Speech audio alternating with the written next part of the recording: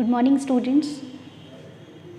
हम लोग cash flow statement study कर रहे थे थर्ड ईयर का, जिसमें हमने ऑपरेटिंग एक्टिविटीज़ से अपना कैश इनफ्लोज या कैश आउटफ्लोज कैलकुलेट करना सीखा था। अब हम लोग इसी में सेकंड इन्वेस्टिंग एक्टिविटीज़ से कैश फ्लोज कैलकुलेट करना सीखेंगे, है ना। परफॉर्मर में हम स्टडी कर चुके हैं कि किस तरह से इन्वेस्टिंग एक्टिविटीज़ बैलेंस शीट का असेट साइड कवर करती हैं। असेट साइड से मतलब है अगर आप कोई भी फिक्स असेट्स परचेस करते हैं, ठीक है, तो उसमें आपका कैश गया, कैश आउटफ्लो हुआ, तो that is uses of sources. लेकिन अगर आपने कोई भी फिक्स एसेट सेल की है या फिर कोई इन्वेस्टमेंट सेल किए हैं तो that is sources of cash. ये कैश का सोर्स होगा और उस कंडीशन में ये कैश इनफ्लोज होंगे जिन्हें ऐड कर दिया जाएगा, है ना। इसी तरीके से इसमें अगर आप कोई भी डिविडेंड रिसीव्ड करते हैं या इंटरेस्ट रिसीव्ड करते हैं तो that is a part of investing activities. ये इन्वेस्टिंग एक्टिविटीज़ का पार्ट होगा। तो इस तरह से ये सारी चीज़ें आपको इसमें इंक्लूड करनी है। तो बेसिकली इसमें हमारा फोकस रहता है बैलेंस शीट की असेट साइड पर, उसी से हम इन्वेस्टिंग एक्टिविटीज़ कैलकुलेट करते हैं। फाइनेंसिंग के लिए हम बैलेंस शीट का लायबिलिटी साइड देखते हैं, है ना। तो इस पर बेस्ड हम प्रॉब्लम करते हैं बच्चों। देखिए हम एक क्वेश्चन इसमें ले रहे हैं, company had the following balances. ये कंपनी के पास नीचे दिए गए बैलेंसेज हैं। Investments at the beginning of the period 50,000, investments at the end of the period 34,000। During the year company had sold 40% of its investments held in the beginning of the period. यानी company के पास starting में जितने investment थे 50,000 के थे, उसका 40% उसने cell कर दिया है, ठीक है। 50,000 का 40% कितना होता है? 20,000। कितने प्रॉफिट पर? 5,000 के प्रॉफिट पर सेल कर दिया, है ना। Calculate cash flows investing activities. तो देखिए साफ समझ आ रहा है 50,000 के इन्वेस्टमेंट्स का 40% यानी कि 20,000 के इन्वेस्टमेंट उसने सेल किए। कितने में सेल किए? 5,000 प्रॉफिट पर। इट मीन्स 20 + 5 25,000 उसका कैश इनफ्लोज हो गया, ठीक है। और आउटफ्लोज हम कैसे कैलकुलेट करेंगे? हम इन्वेस्टमेंट्स के ओपनिंग और क्लोजिंग बैलेंस को स्टडी करेंगे, उनके डिफरेंस से हमें पता लगेगा कि कैश इनफ्लोज है फर्दर या आउटफ्लोज है, ठीक है। तो देखिए इसे कैसे कैलकुलेट किया जाएगा।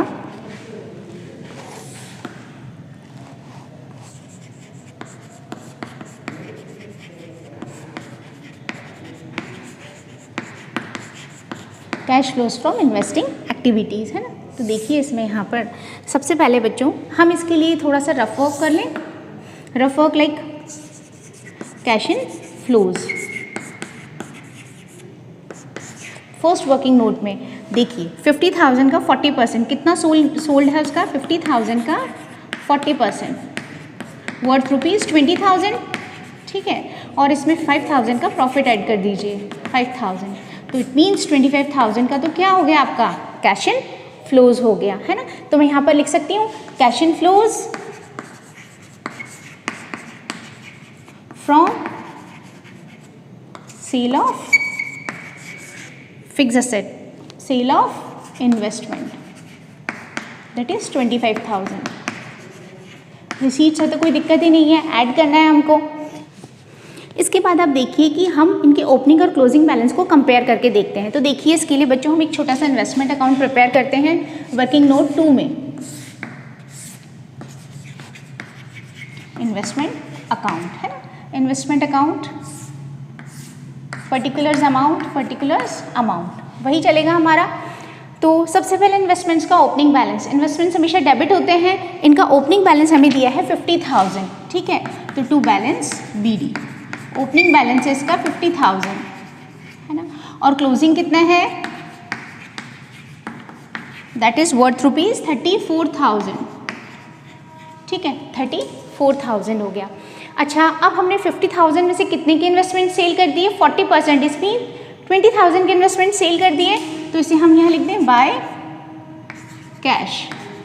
25,000 में सेल किए तो 25,000 लिख दिया इसे मैंने, है ना।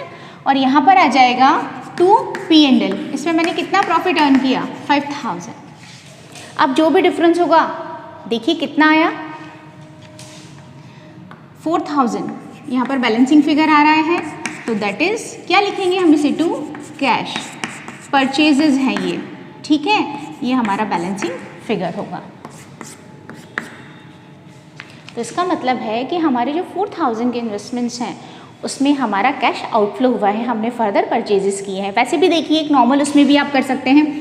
50,000 के इन्वेस्टमेंट थे जिसमें से 20 के आपने सेल आउट कर दिए, 30 के बचे, और अब 30 से बढ़कर कितने के हो गए, 34 के हो गए हैं, तो 4000 के यूजेस हो गए हैं। तो आप ये कहेंगे outflows from purchase of investment, या आप सिंपल लिख सकते हैं परचेजेज ऑफ इन्वेस्टमेंट्स। इसमें आया 4000, आप इसे ब्रैकेट में कर दीजिए, तो हमारा जो नेट आया दैट इज़ 21000।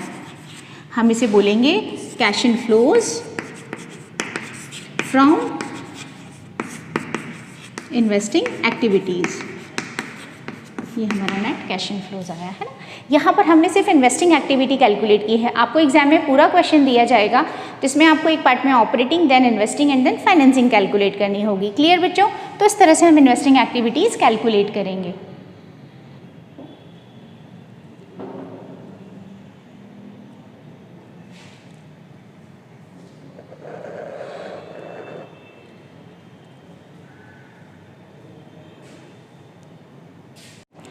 इन्वेस्टिंग एक्टिविटीज़ पर बेस्ड बच्चों हम लोग एक प्रॉब्लम और करते हैं। देखिए, निम्न सूचनाओं से विनियोजन क्रियाओं से रोकड़ प्रवाह की गणना कीजिए, है ना।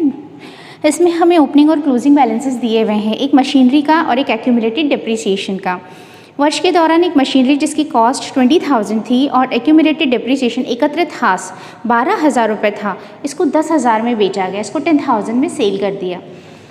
बच्चों सबसे पहले तो आपको ये चीज़ पता होनी चाहिए कि जब भी असेट अकाउंट और एक्यूमुलेटेड डेप्रिसिएशन अकाउंट दोनों सेपरेट दिए हों क्वेश्चन में, तो इसका मतलब है कि जो मशीनरी है वो कॉस्ट पर शो की गई है ना, और उससे रिलेटेड जितना भी डेप्रिसिएशन है वो हमें एक्यूमुलेटेड डेप्रिसिएशन में मिलेगा।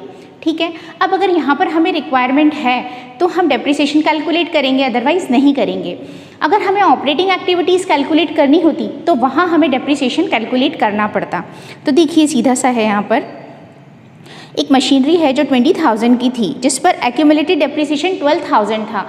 इसका मतलब उसकी रिटन डाउन वैल्यू 8,000 रह गई, उसे हमने कितने में सेल किया, 10,000 में। इसका मतलब है आपने उस मशीनरी पर 2,000 का प्रॉफिट ले लिया, है ना।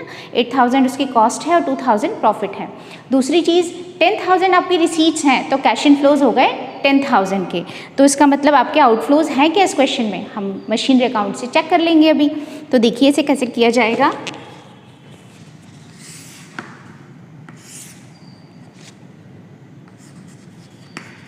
Cash flows from investing activities.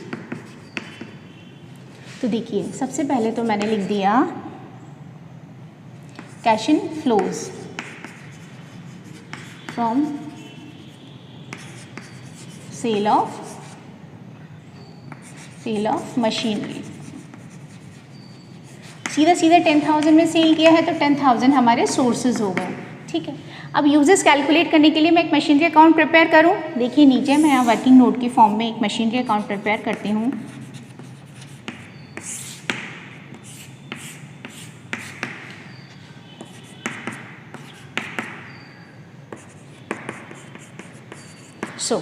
Machinery का ओपनिंग बैलेंस डेबिट बैलेंस होता है। कितना डेबिट बैलेंस दिया है उसने हमें, 1 लाख रुपी। तो टू बैलेंस BD 1 लाख रुपी। इसका क्लोजिंग बैलेंस कितना है, 1,10,000। 1,10,000 हमने लिख दिया। अच्छा, मैंने आपसे अभी बात की कि जो डेप्रिसिएशन एक्यूमुलेटेड डेप्रिसिएशन है, सारा डेप्रिसिएशन का हिसाब किताब वहाँ से होगा। तो मशीनरी कॉस्ट पर है, तो हमने कितनी कॉस्ट की मशीनरी सेल की है, 20,000 कॉस्ट का डेप्रिसिएशन चार्ज किया जा चुका था। इसका मतलब उसका रिटन डाउन वैल्यू 8,000 था। ठीक है, और उस पर हमने 2,000 का प्रॉफिट अर्न किया। तो मैं बाय सेल या कैश करके कितना शो करूँगी यहाँ, 10,000। बच्चों मुझे इसमें से अपनी पूरी कॉस्ट कवर करनी है। 20,000 की जो कॉस्ट थी उसमें से 10,000 तो मेरे पास कैश आ गया, है ना। फिर उस पर कितना डेप्रिसिएशन चार्ज हो चुका था अब तक, 12,000। तो ये 12,000 मेरा उस पर डेप्रिसिएशन अब तक का चार्ज हो चुका था। ठीक है, देन अब आप देखिए आपने उसे 10,000 में बेचा और 12,000 उस पर डेप्रिसिएशन था, तो टोटल 22,000 हो गया। जबकि यहाँ से हमने माइनस केवल 20 किया है, तो जो 2,000 है वो हमारा क्या है, प्रॉफिट है टू P&L, है ना। वैसे भी हमने बात की कि 20 में से 12,000 का डेप्रिसिएशन किया तो 8,000 उसकी रिटन डाउन वैल्यू थी, उसे 10 में बेच दिया तो 2,000 का प्रॉफिट था। आप ऐसे समझ लीजिए इसको। या फिर जो मेन चीज़ आपको इसमें याद रखनी है वो ये है कि 1 लाख इसकी कॉस्ट है, तो पूरा हमने 20,000 की सेल की है। यहाँ से कॉस्ट का एडजस्टमेंट पूरा होना चाहिए। 20 में से 10,000 में मैंने उसे सेल कर दिया, 12,000 उस पर डेप्रिसिएशन चार्ज हो रखा था और 2,000 उस पर प्रॉफिट हो गया। ध्यान दो आप, 10 + 12 22,000, 22 में से 2 माइनस किया तो 20,000 हमारा क्या हो गया, कॉस्ट हो गई, है ना। तो अब आप देखिए बैलेंस मैच कीजिए, कितना बैलेंस आ रहा है यहाँ पर, 1,20,000, 30, 132 और यहाँ पर 1,02,000। इज इट मैच कर रहा है बैलेंस? तो जो डिफरेंस है दोनों का 30,000 that is to cash purchases. ये किसको इंडिकेट करता है? परचेजेस को, दैट इज बैलेंसिंग फिगर। यानी कि ये हमारे यूजेस ऑफ फंड्स हो गए, कैश आउटफ्लोज हो गए। आप लिखेंगे cash outflows from purchase of machinery. Machinery के परचेज से 30,000 के हुए तो 30,000 को आप ब्रैकेट में लिख दीजिए। और अब हमारा जो नेट कैश आउटफ्लो आया है दैट इज 20,000, हम इसे कहेंगे net cash outflow from investing activity. ठीक है, क्लियर? इस तरीके से इन्वेस्टिंग एक्टिविटीज़ कैलकुलेट की जाती हैं। अब हमें मशीनरी दे रखी है, कोई फर्नीचर होता, कोई और फिक्स सेट होती, ठीक है, कोई डिविडेंड रिसीव, इंटरेस्ट रिसीव्ड होता तो उसे भी हम यहाँ मेंशन कर देते और हमारे इस हेड की कैलकुलेशन हो जाती।